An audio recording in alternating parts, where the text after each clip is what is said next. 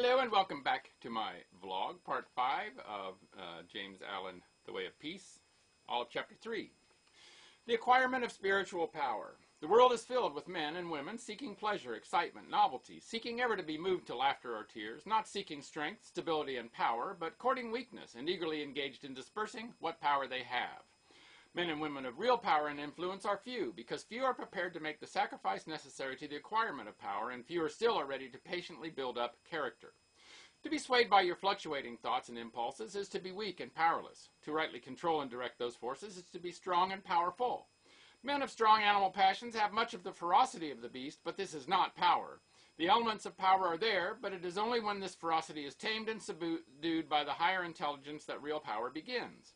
And men can only grow in power by awakening themselves to higher and ever higher states of intelligence and consciousness. The difference between a man of weakness and one of power lies not in strength of the personal will, for the stubborn man is usually weak and foolish, but in that focus of consciousness which represents their states of knowledge. The pleasure seekers, the lovers of excitement, the hunters after novelty, and the victims of impulse and hysterical emotion lack that knowledge of principles which gives balance, stability, and influence. A man commences to develop power when, checking his impulses and selfish inclinations, he falls back upon the higher and calmer consciousness within him and begins to steady himself upon a principle. The realization of unchanging principles in consciousness is at once the source and secret of the highest power. When after much searching and suffering and sacrificing, the light of an eternal principle dawns upon the soul, a divine calm ensues, and joy and unspeakable gladdens the heart. He who has realized such a principle ceases to wander and remains poised and self-possessed. He ceases to be passion's slave and becomes a master builder in the temple of destiny.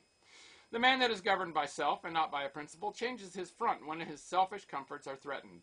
Deeply intent upon defending and guarding his own interests, he regards all means as lawful that will subserve that end. He is continually scheming as to how he may protect himself against his enemies, being too self-centered to perceive that he is his own enemy. Such a man's work crumbles away, for it is divorced from truth and power. All effort that is grounded upon self perishes. Only that work endures that is built upon an indestructible principle. The man that stands upon a principle is the same calm, dauntless, self-possessed man under all circumstances. When the hour of trial comes and he has to decide between his personal comforts and truth, he gives up his comforts and remains firm. Even the prospect of torture and death cannot alter or deter him. The man of self regards the loss of his wealth, his comforts, or his life as the greatest calamities which can befall him. The man of principle looks upon these incidents as comparatively insignificant, and not to be weighed with loss of character, loss of truth. To desert truth is, to him, the only happening which can really be called a calamity. It is the hour of crisis which decides who are the minions of darkness and who the children of light. It is the epoch of threatening disaster, ruin, and persecution which divides the sheep from the goats and reveals to the reverential gaze of succeeding ages the men and women of power. It is easy for a man, so long as he is left in the enjoyment of his possessions, to persuade himself that he believes in and adheres to the principles of peace, brotherhood, and universal love. But if, when his enjoyments are threatened, or he imagines they are threatened, he begins to clamor loudly for war, he shows that he believes in and stands upon not peace, brotherhood, and love, but strife, selfishness, and hatred. He who does not desert his principles when threatened with the loss of every earthly thing, even to the loss of reputation and life, is the man of power, is the man whose every word and work endures, is the man whom the afterworld honors, reveres, and worships.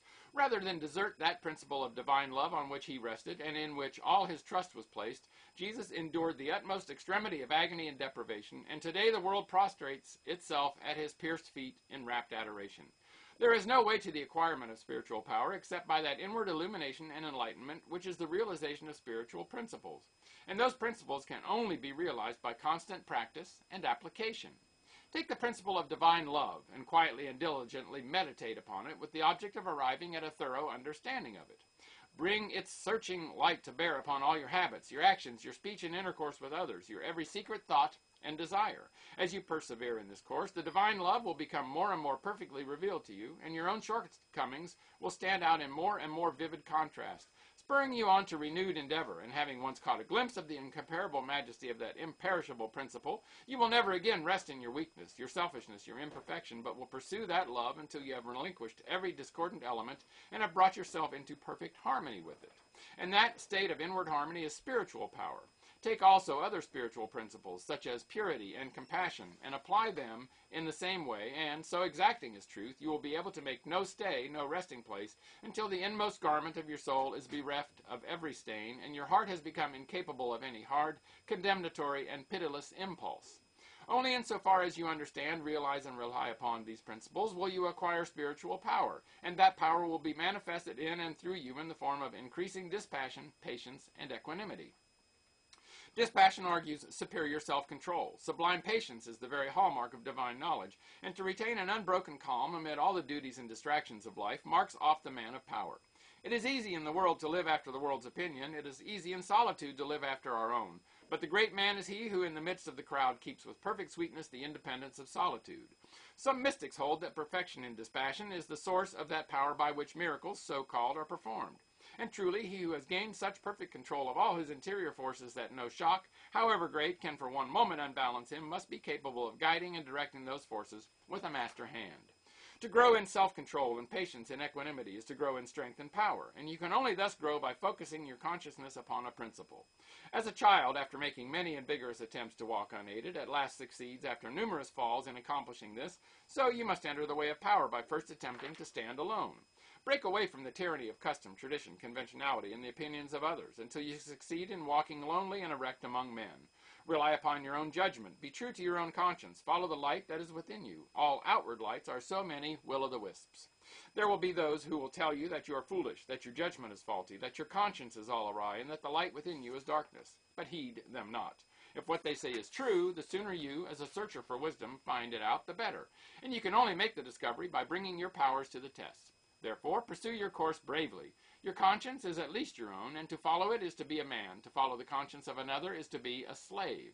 You will have many falls, will suffer many wounds, will endure many buffetings for a time, but press on in faith, believing that sure and certain victory lies ahead.